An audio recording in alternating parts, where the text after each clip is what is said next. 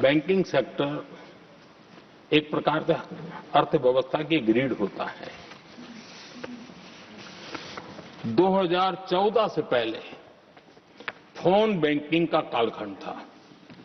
नेता के फोन जाते थे और उसके आधार पर करोड़ों रुपया दे दिए जाते थे और गरीबों को तो बैंकों में दुत्कार मिलती थी, नफरत होती थी। देश की 50% से ज्यादा आबादी बैंक के दरवाजे तक नहीं देख पाई थी। कांग्रेस के नेताओं के फोन पर अरबों रुपये लोगों को दे दिए गए और जो ले जाते थे वो अपनी पर्सनल प्रॉपर्टी मान करके पैसे हजम कर जाते थे। यही खेल चलता रहा।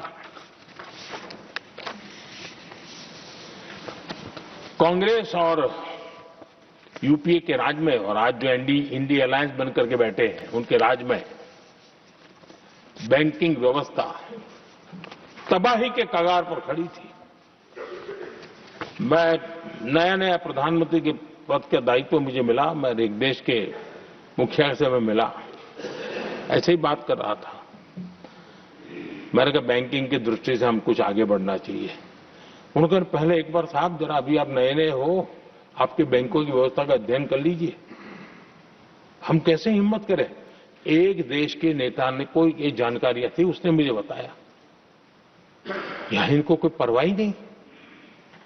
यानी एक प्रकार से उन्होंने जिस प्रकार से बैंकिंग व्यवस्था हुए एनपीए के पहाड़ खड़े हो गए थे। जहां भी देखो चर्चा चलती थी एनपीए का क्या होगा, एनपीए का क्या होगा, कैसे बचेंगे। आदरणीय सभापति जी, चुनौती बड़ी थी लेकिन हमने समझदारी से काम लिया। बैंकिंग व्यवस्था के सब कर्ता धर्ताओं को विश्वास में लिया। रिफॉर्म की आवश्यकता थी, हिम्मत के साथ रिफॉर्म किए, पारदर्शी व्यवस्था बनाई, ढेर सारे बैंकिंग रिफॉर्म्स हुए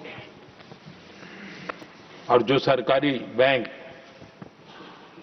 दुर्बल हो चुकी थी, ठीक नहीं चल पाती थी, उसको हमने बड़ी बैंक के साथ मर्जर कर दिया। और मुझे याद है किसी एक महाशय बड़े अपने आप को विद्वान मानने वाले ने लिखा था, अगर मोदी सरकार बैंकों में ये कर ले तो हिंदुस्तान का बहुत बड़ा रिफॉर्म हो जाएगा। वो काम मैंने आते ही कर दिए थे। आदरणीय सभापति जी, और इन सारी चीजों का नतीजा हुआ बैंकों में जो बीमारी घर कर गई थी उस बीमारी से बैंकों को मुक्ति मिली। बैंकों का स्वास्थ्य सुधरा, लगातार सुधरा, अभी भी तेजी से आगे दौड़ रहे हैं। और बैंकिंग का जब स्वास्थ्य सुधरा तो लेन देन का कारोबार भी उनका बढ़ा, लोगों को पैसे मिलने लगे, सामान्य व्यक्ति को पैसे मिले। ऐसे ऐसे गरीब लोगों को लोन मिले जिनके लिए कभी बैंक के दरवाजे बंद थे, बेचारा दूर से देख करके उसे जाना पड़ता था। आज मुद्रा योजना जो देश के नौजवान को अपने पैरों पर खड़े रहने की ताकत देता है, मुद्रा योजना जो स्वरोजगार की प्रेरणा देता है, लेकिन स्वरोजगार के भाषण के काम नहीं होता है, उसका हाथ पकड़ना पड़ता है, उसको साथ देना पड़ता है, उसको सहाय देनी पड़ती है। और हमने मुद्रा योजना के द्वारा 30 लाख करोड़ रुपया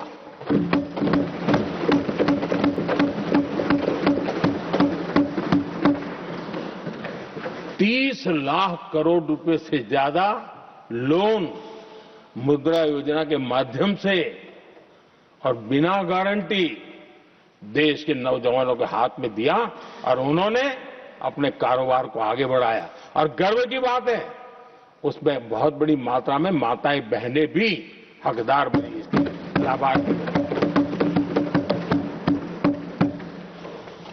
सेल्फ हेल्प ग्रुप इन दिनों ग्रामीण महिलाएं बड़े सपने देखती हैं, खुद अपने पैरों पर खड़ा होना चाहती थी। विमेन सेल्फ हेल्प ग्रुप का हमने विस्तार तो किया ही किया, लेकिन 10 करोड़ बहनों को हमने सीधी आर्थिक मदद की व्यवस्था की।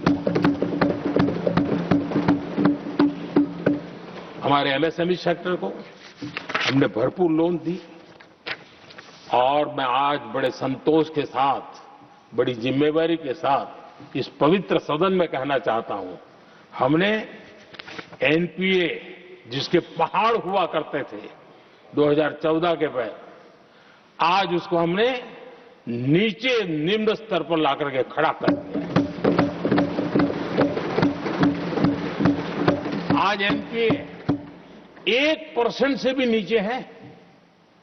ये अपने आप में बैंकों के स्वास्थ्य के लिए बहुत उत्तम काम हमने किया है। इतना ही नहीं, हमारे बैंकों का प्रॉफिट आज रिकॉर्ड पर है, हाई रिकॉर्ड है उसके। ये अपने आप में देश की अर्थव्यवस्था को ताकत देने के लिए, बैंकिंग व्यवस्था मजबूत होती है तो बाकी अर्थव्यवस्था को भी मजबूती मिलती है। उस काम को कहेगा।